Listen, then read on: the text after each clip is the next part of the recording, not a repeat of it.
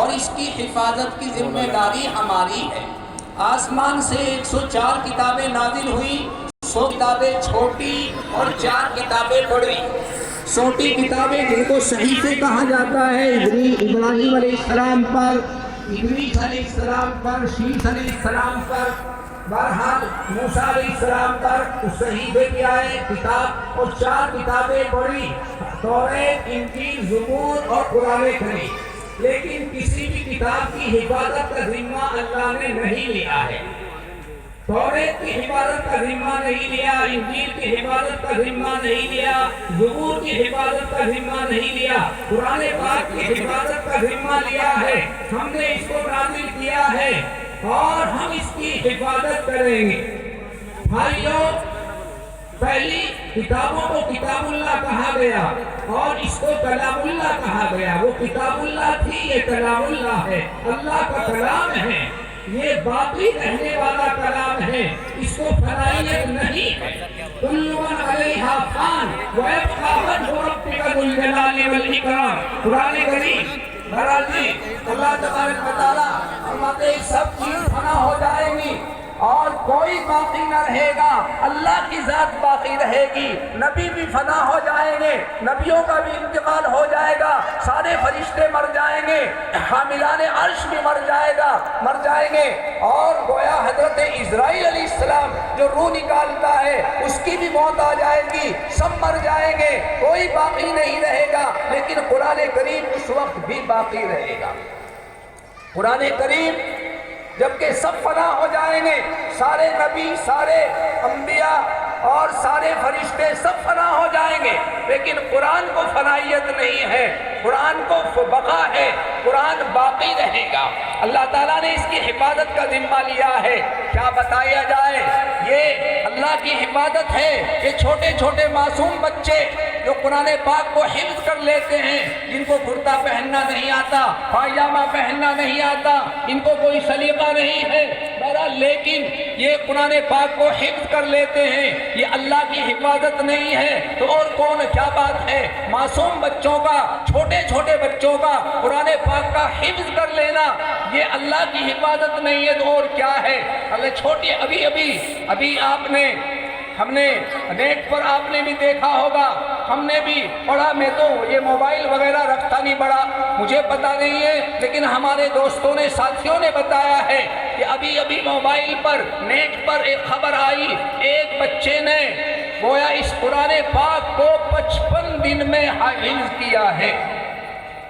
ابھی تازی خبر ہے، مہاراشٹر کے عقل کنواں یا کیا، بہرحال وہاں کے مدرسے سے ایک بچے نے اس قرآن پاک کو کتنے دنوں میں حفظ کیا ہے؟ کتنے دنوں میں؟ سنو، ادھر میری طرف توجہ کرو، میں آپ کو دیکھ رہا ہوں، آپ مجھے دیکھو۔ اس قرآن پاک کو 55 دن میں حفظ کیا، ایک بچے نے 65 دن میں قرآن پاک کو حفظ کیا۔ کتنا؟ 55 دن میں، اور ایک نے 65 دن میں، تو اتنی ضخیم کتاب کو 55 دن کے اندر حفظ کر لینا یہ اللہ کی حفاظت نہیں ہے تو پھر اور کیا ہے؟ ہمارے شیخ مولانا محمد یاسین صاحب نے قرآن پاک کو 3 مہینے میں حفظ کیا۔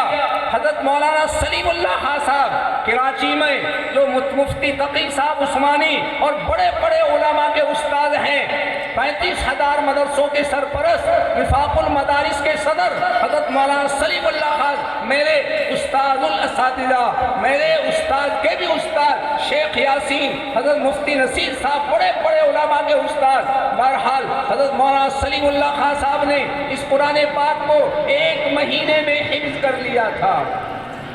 1 مہینے میں حفظ کیا، یہ قرآن پاک کی حفاظت نہیں ہے تو اور کیا ہے؟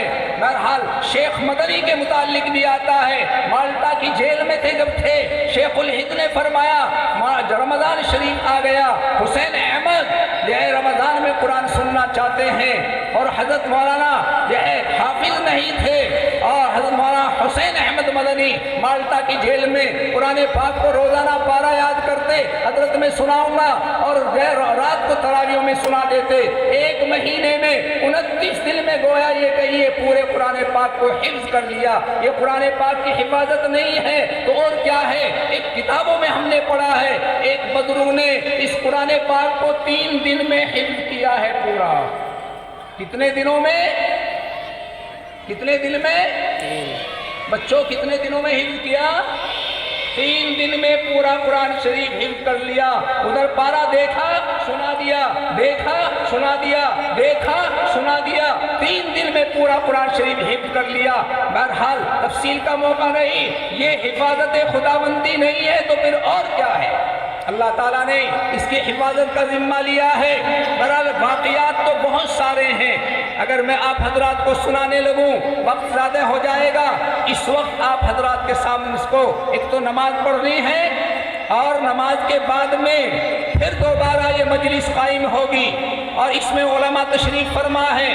حضرت مفتی ایوب صاحب بھی بڑوس سے وہاں کے شیخ الحدیث ہیں، حضرت مفتی ایوب صاحب وہ بھی تشریف فرما ہے، جو بڑوت کے مدرسے کے شیخ الحدیث بھی ہیں، وہاں کے مفتی ہیں علاقے کے، حضرت مفتی ایوب صاحب بھی تشریف فرما ہے، وہ بھی آپ حضرات کے سامنے آئیں گے۔ آپ نماز پڑھیں گے، نماز پڑھ کر دوبارہ اسی طرح جمو گے کہ نہیں جمو گے؟ کون کون جمے گا؟ ہاتھ اٹھاؤ۔ کوئی بھاگے گا تو نہیں بھاگیں گے۔ اب آپ کے سامنے ایک لطیف بات سن لو چھوٹی سی۔ بچوں ایک کہانی سنا دوں، سنو، ہاتھ نیچے کرو، نیچے کرو، سنو گے؟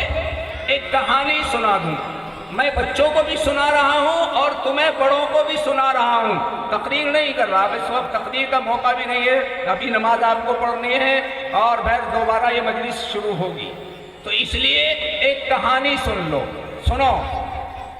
وہ کہانی کیا ہے؟ 3 آدمی 4 آدمی چلے کمانے کھانے کے لیے۔ بچوں سنو، غور سے سنو، بڑے بھی سنو، یہ کہانی ویسی نہیں ہے، میں آپ کو ایک سبق دینا چاہتا ہوں۔ یہ مدرسے آپ کو کیا دیتے ہیں، یہ مدرسے آپ کو کیا سکھاتے ہیں، اور قوم کو، ملت کو اس مدرسوں نے کیا دیا ہے، اس لطیفے اور اس کہانی سے اگر آپ حضرات سمجھنا چاہیں گے آپ سمجھ جائیں گے۔ 4 آدمی چلے، ان میں سے ایک کیا تھا؟ مستری تھا، لکڑی کا مستری، لکڑی کا مستری، اور ایک درزی تھا کپڑا سینے والا، اور ایک سنار تھا جو زیور عورتیں پہنتی ہیں، ہماری بہنیں بھی سنیں، ہماری بہنیں بیٹیاں کافی تعداد میں سنا آئی ہوئی ہیں۔ سنو ان بچوں کو مدرسے والے کیا سکھاتے ہیں، اس کہانی سے آپ سبق حاصل کریں۔ تو ایک تو لکڑی کا مستری، کون سا بچوں؟ لکڑی کا مستری، وہ کمانے کے لیے جیسے دوسرے علاقے میں لوگ کمانے کے لیے جاتے ہیں، چلو بھائی یہاں تو مزدوری نہیں مل رہی ہے، فلاں جگہ چلیں گے اور مزدوری کریں گے، تو مزدوری کرنے کے لیے وہ لکڑی کا مستری چلا۔ دوسرا اس کے ساتھ میں درزی، چلو کئی کپڑے بڑے سیئیں گے، یہاں روزگار صحیح چل نہیں رہا ہے، چلو معاش کے لیے، کمانے کھانے کے لیے وہ درزی نے اپنی مشین لی، کچھ کپڑا لیا، سوئی دھاگا لیا، وہ بھی چل دیا۔ لکڑی کے مستری نے آری لی، بسولا وغیرہ لیا اور اپنے اوزار لیے، وہ بھی چلا۔ اور ایک سنار تھا، سنار، اس نے کچھ سونا چاندی لیا، کچھ اور کچھ زیورات بنانے کے اوزار لیے اور وہ بھی چل دیا۔ اب 3 آدمی چل دیے، راستے میں مولانا شاہ نواز مل گئے، راستے میں مولانا شاہ نواز نے کہا کہاں جا رہے ہو؟ یہ روپڑا کہاں سے یہاں آ گئے؟ تو بہرحال کافی دنوں سے یہاں ہیں۔ انہوں نے کہا بھائی مولانا ہم تو کمانے کھانے جا رہے ہیں، یہاں کچھ مزدوری صحیح نہیں پڑ رہی ہے، اس لیے مولانا شاہ نواز نے کہا چلو میں بھی چلوں گا۔ وہ بھی ان کے ساتھ ہو لیے، میں بھی اس وقت خالی ہوں اور کچھ کام نہیں ہے، وہ بھی ان کے ساتھ لگ لیے۔ اب کتنے آدمی ہو گئے؟ 4 آدمی ہو گئے۔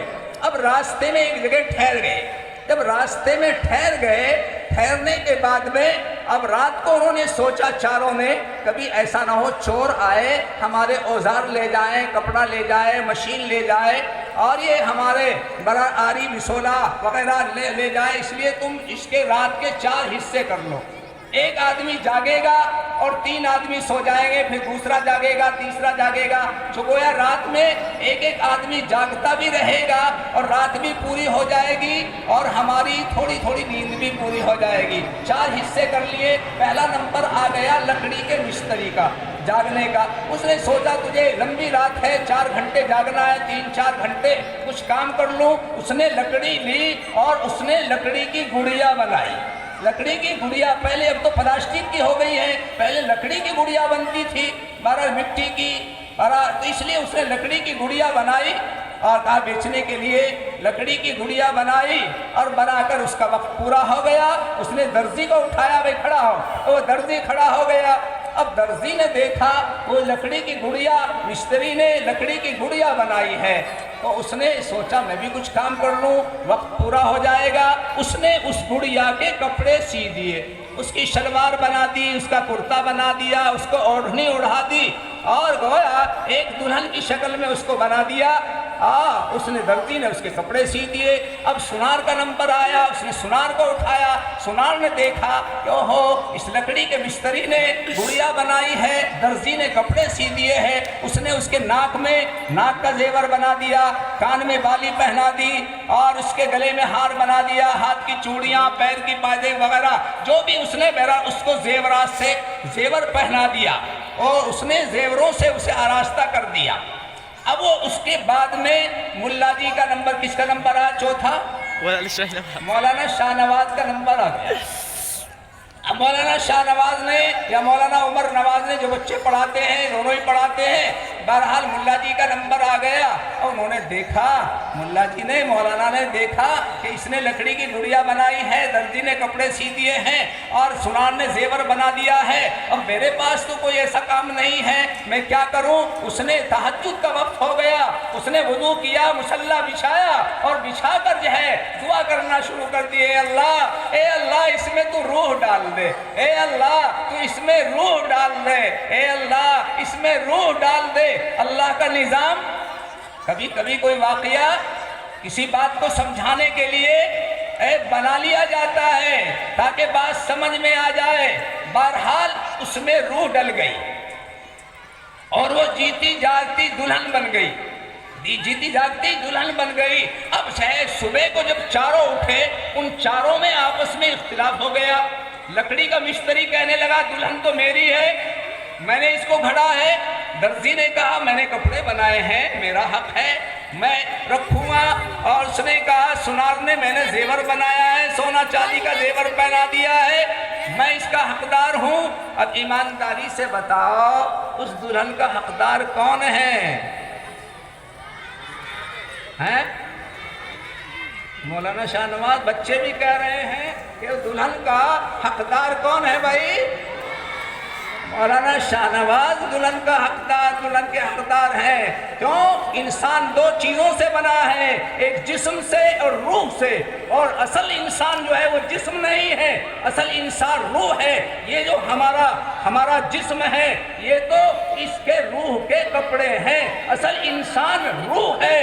اور یہ ہمارا جسم جو ہے، یہ ہمارا پیر مثل پائجامے کے پائچے کے ہے، یہ ہمارا ہاتھ مثل آستین کے ہے، یہ دامن کی طرح، یہ ہمارا جس طرح کرتا پائجامہ ہم نے پہنا ہے، ٹوپی ہم نے پہنی ہے، یہ جو ہمارا سر ہے یہ روح کی ٹوپی ہے۔ یہ ہمارا جو جسم ہے وہ روح کا لباس ہے، اصل روح ہے۔ اور جس طرح جسم کو غذا کی ضرورت پیش آتی ہے، اس لیے روح کو بھی غذا کی ضرورت پیش آتی ہے۔ بھائیو گویا یہ اسکول ہیں، یہ کالج ہیں، یہ کارخانے ہیں، یہ فیکٹری ہیں، یہ ساری کی ساری ہمارے جسم پر محنت کرتی ہے، ہمارے جسم کو بناتی ہے۔ ہمیں کھانے کو اچھا مل جائے گا، ہمارے کپڑے عمدہ ہو جائیں گے، مکان عمدہ بن جائے گا۔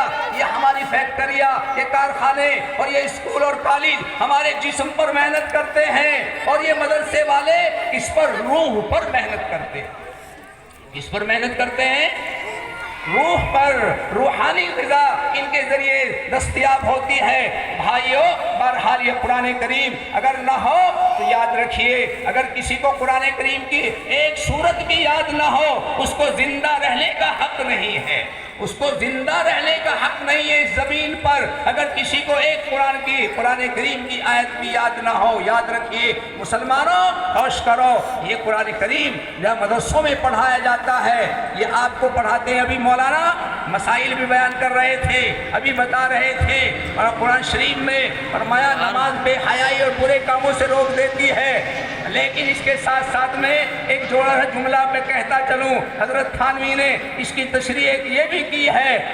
ان الصلاۃ تنہی عن الفحشاء والمنکر، نماز بے حیائی اور برے کاموں سے روک دیتی، یقیناً روک دیتی ہے۔ اس کی تشریح یہ بھی ہے، جب آدمی نماز کی نیت باندھتا ہے، آدمی نماز کی نیت باندھتا ہے تو سب کاموں سے رک جاتا ہے کہ نہیں رک جاتا؟ نہیں رک جاتا۔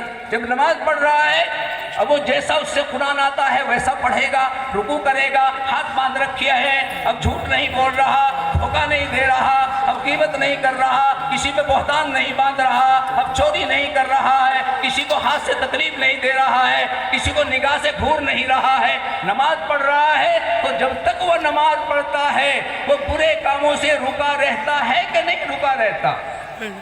ایک تشریح اس کی یہ بھی ہے کہ نماز گویا اس کو ہر برائی سے روک دیتی ہے۔ بہرحال جیسے اس لوگ بتا رہے تھے ہم لوگوں کو آج کل بہت سی باتوں کا علم نہیں ہے، تو بھائیو قرآن شریف اللہ کا کلام ہے، اس کو پڑھنا جہاں فرض ہے اس کا صحیح پڑھنا بھی فرض ہے، جہاں اس کا پڑھنا فرض ہے وہیں صحیح پڑھنا بھی فرض ہے۔ اور یاد رکھیے گا یہ بچے چھوٹے چھوٹے 1 مہینے میں 2 مہینے میں اتنا پڑھ لیتے ہیں، برا تو نہیں مانو گے لوگوں، برا تو نہیں مانو گے، میں مخالفت نہیں کر رہا ہوں، برائی نہیں کر رہا ہوں، میں کہتا ہوں جو 3 مہینے میں یا 1 مہینے میں یہ بچہ مدرسے میں جتنا قرآن سیکھ لیتا ہے تم 1 سال جماعت میں لگاؤ اتنا قرآن سیکھ نہیں سکتے جتنا وہ 1 مہینے میں یاد کر لیتا ہے۔ جماعت میں جانا چاہیے، میں منع نہیں کرتا، جاؤ، میں بھی جماعت سے متفق ہوں، میں نے بھی کئی چلے لگائے ہیں، میوات میں بھی چلے لگائے ہیں میں نے باقاعدہ، یہ نہیں، لیکن کہنے کا مقصد یہ ہے کہ آپ سال بھر لگاؤ اتنا قرآن نہیں سیکھ سکتے جتنا کہ آپ کیا بچے 1 مہینے